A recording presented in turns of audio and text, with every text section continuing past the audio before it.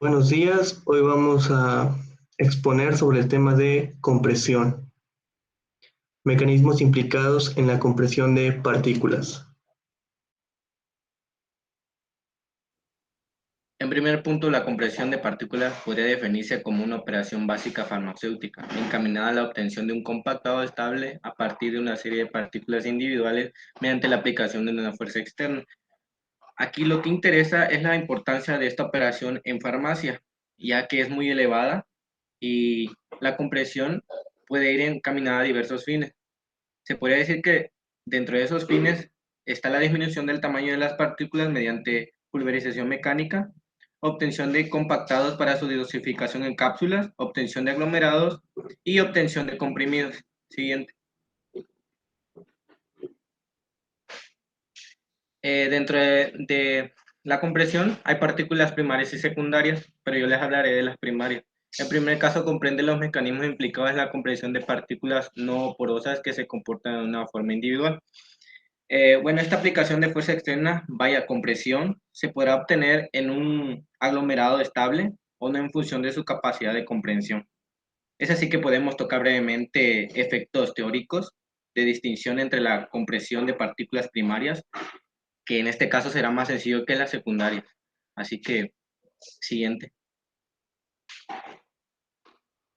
Bueno, por motivos didácticos y de acuerdo a una simplificación, se dice que la interacción entre partículas primarias es despreciable en cuanto a situaciones, por ejemplo, en materiales elásticos y materiales plásticos.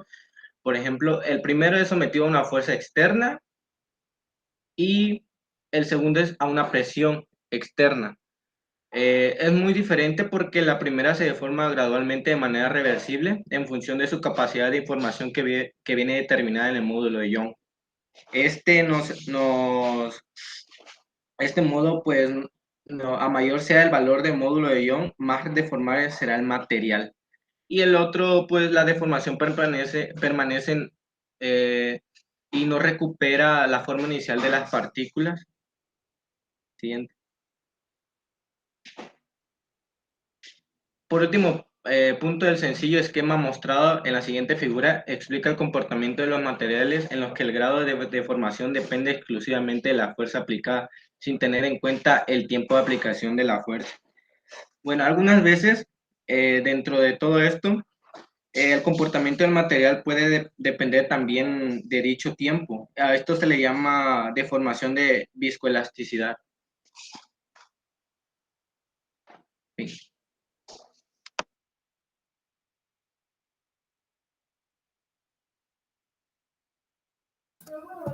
Dentro de la compresión de las partículas secundarias, a diferencia de las primarias, en estas por lo regular se realiza lo que es una granulación previa y por lo regular, aunque no se hace sobre partículas primarias o individuales como ya se mencionó, sino que ahora se hace sobre aglomeraciones. Siguiente, por favor. En el siguiente esquema se hace mención sobre lo que más o menos se realiza tanto en las partículas primarias como en las secundarias. A comparación de las primarias, en las secundarias lo que se hace es una compresión a nivel porosa a comparación de las primarias. Y posteriormente se hace lo que es una recolocación y una deformación ocupando todo el volumen que dentro de la aglomeración ocupe, para posteriormente retirar la fuerza y así pues tener una deformación en partículas ahora a nivel primario. Siguiente. Ahora hablaremos un poco de lo que es el estudio físico del proceso de compresión. Por lo regular, lo que se busca en el proceso, pues, de compresión es disminuir lo que es el tamaño de la partícula, pues, ya sea mediante una pulverización mecánica, y por lo regular lo que aquí estamos buscando es que el valor del módulo de Young sea más bajo y que el material sea un poco más deformable. A través también de la desecación del material, pues lo que se busca es disminuir su plasticidad y poder modificar lo que es un perfil de compresión a nivel de deformación. Además de que también se utilizan fuerzas de compresión bajas y por lo regular aquí se busca tanto hacer la compresión en las partículas, pero también se busca que tenga cierta maleabilidad, por así decirlo, al momento de poder sacar de cualquier material donde se esté poniendo. Siguiente.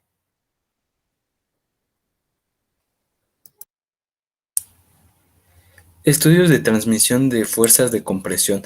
La obtención de comprimidos en la industria farmacéutica se realiza por medio de la compresión de partículas primarias o secundarias, en donde se utiliza una cámara de compresión conformada por una matriz, un punzón inferior y un punzón superior. Además, estos aparatos van a tener unos sensores, los cuales transmiten los valores de fuerza y desplazamiento a un ordenador a través de una interfaz, como se observa en la imagen. Con este tipo de dispositivos podemos estudiar diferentes parámetros durante el proceso de compresión, como son la fuerza aplicada por el punzón superior, la fuerza transmitida por el punzón inferior, la fuerza ejercida sobre las paredes de la matriz, la longitud del cilindro que conforma la cámara y el diámetro de los punzones. La siguiente, por favor. El resultado final de la compresión del material va a ser en función de que haya una formulación correctamente lubrificada o no, ya que la relación entre las fuerzas aplicadas y transmitidas deberá adoptar el valor de 1. Esto indicaría que la totalidad de la fuerza aplicada se transmite a través del material es de forma o de manera eficaz. Sin embargo, cuando se adoptan valores inferiores a 1, indica que la presión no se transmite por igual en las diferentes zonas.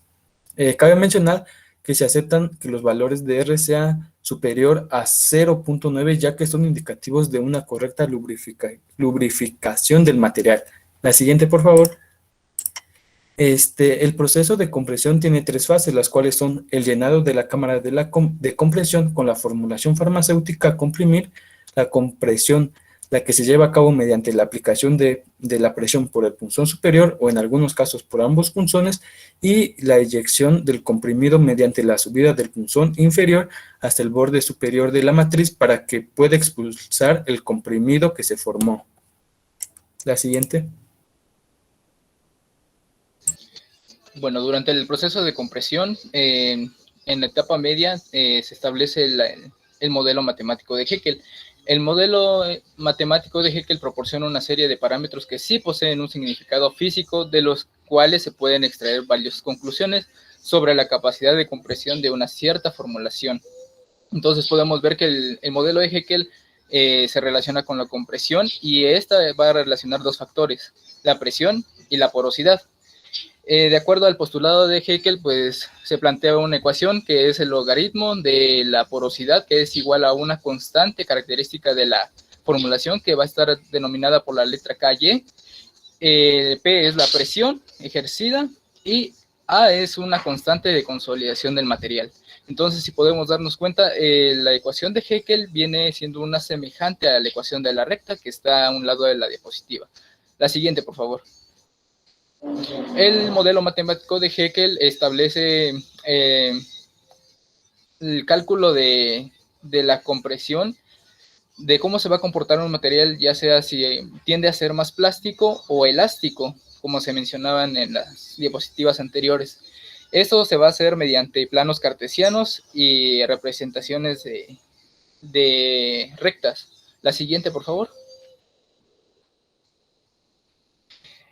La ecuación de Haeckel dice que a mayor presión ejercida en la cámara de compresión, la porosidad irá disminuyendo siguiendo una cinética de orden 1. ¿Esto qué quiere decir? Pues que la presión y la porosidad pues presión es la variable independiente y E es la variable dependiente. Entonces quiere decir que son inversamente proporcionales. Si nosotros graficáramos normalmente esta actividad, pues podríamos apreciarla como está en la recta de la izquierda, que tiende a ser un poco más inclinada, más variable, y en comparación a la recta ya sería la relación que hay en presión y porosidad llevadas a un orden matemático como se propone en esta ecuación.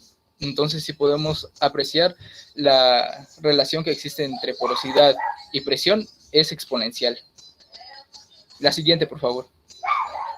Bueno, para determinar las magnitudes de presión y porosidad se llevan a cabo las siguientes fórmulas, donde F representa la fuerza recordamos que la presión pues es la magnitud de fuerza aplicada en una determinada área. Entonces esta hace alusión al diámetro de los punzones, y pues esto va a servir para obtener la presión, mientras que la porosidad va a estar expresada en un porcentaje, la cual va a involucrar al peso de nuestro material de estudio, que es W, y P minúscula es la densidad de nuestro material a estudiar, mientras que B es el volumen que existe dentro de la cámara de compresión.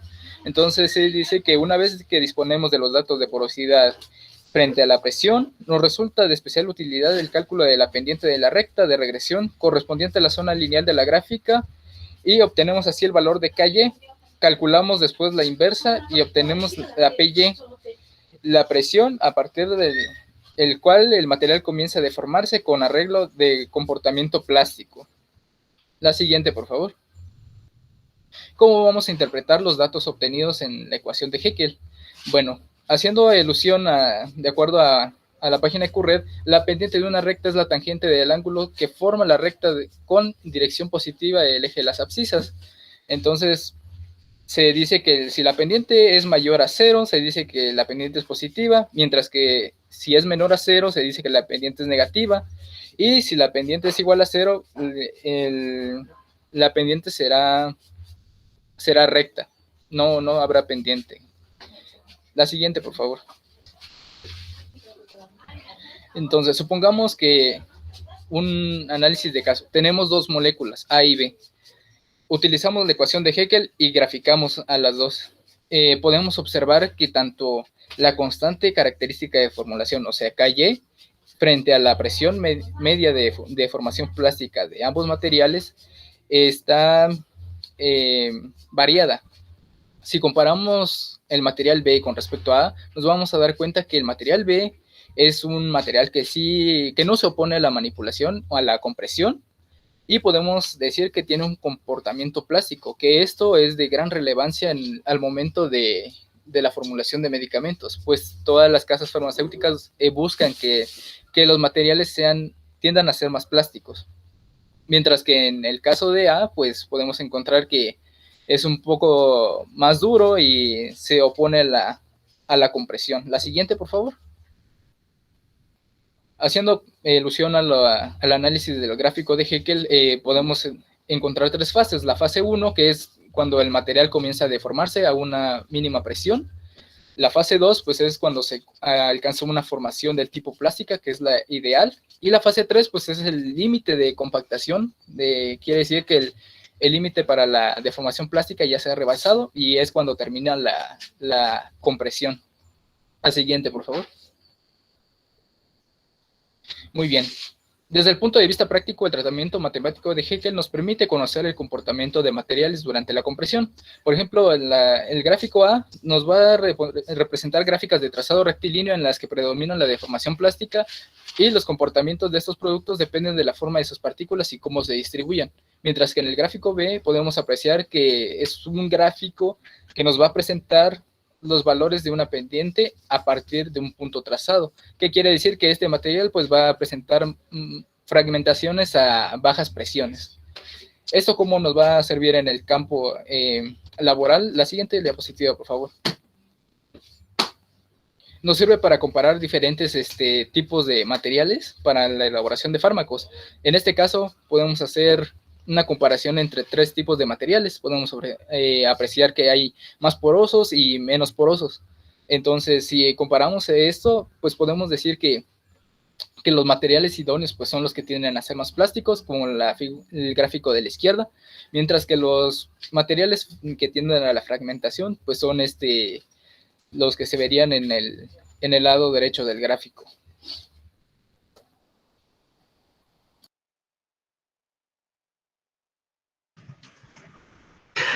Perfiles fuerza-desplazamiento. Otro tipo de tratamiento matemático usado para estudiar las propiedades de un cierto material o de una determinada fórmula es el cálculo de la plasticidad. Este parámetro puede calcularse a partir de los perfiles gráficos en los que representamos la fuerza aplicada por el punzón superior frente a su desplazamiento. Ahora vamos a ver dos situaciones. Por ejemplo, está la situación ideal en el que vemos cómo el punzón superior se desplaza durante la fase de compresión, existiendo una relación lineal con la fuerza aplicada. En esta gráfica, la descompresión supone una disminución lineal de presión, lo que indicaría que el material de comprimir tendría un comportamiento puramente plástico y se produciría un aprovechamiento total de la fuerza aplicada por la máquina de comprimir. Ahora bien, la situación real. En dicha gráfica podemos observar que el desplazamiento del PC o del punzón superior durante la fase de compresión no sigue una relación lineal con respecto a la fuerza aplicada. Entonces podemos ver que existe una pérdida de energía en comparación con un perfil ideal como el que teníamos en la gráfica anterior. Ahora bien, esa energía equivalente al área E1 durante la fase inicial de reordenamiento de las partículas. Independientemente de esta pérdida de energía, nuestro perfil real delimita dos zonas claramente diferenciadas, cuyas áreas son E2 y E3. O sea, energía utilizada por el material comprimido para su recuperación elástica. A partir de la magnitud de las áreas E2 y E3, podemos calcular el porcentaje de plasticidad usando la siguiente expresión. P es igual a E dividido por la suma de E2 más E3 multiplicado por 100. Ahora, si el valor de E3 fuese muy pequeño con respecto a E2, P adquiere un valor cercano al 100%, lo que indica que el material a comprimir sufre predominantemente una deformación plástica, aprovechando al máximo la fuerza suministrada por los punzones. En este caso, se lograrán comprimidos estables y de elevada resistencia a la fractura sin necesidad de usar elevadas presiones. Ahora bien, si E3 adquiere un valor elevado con respecto a E2, la plasticidad disminuye, lo que indica que el material representa una capacidad de compresión inferior y se requieren presiones más elevadas que en el caso anterior para lograr comprimidos de características de dureza y friabilidad adecuadas. Esto sería todo. Aquí serían la bibliografía que utilizamos. Muchas gracias.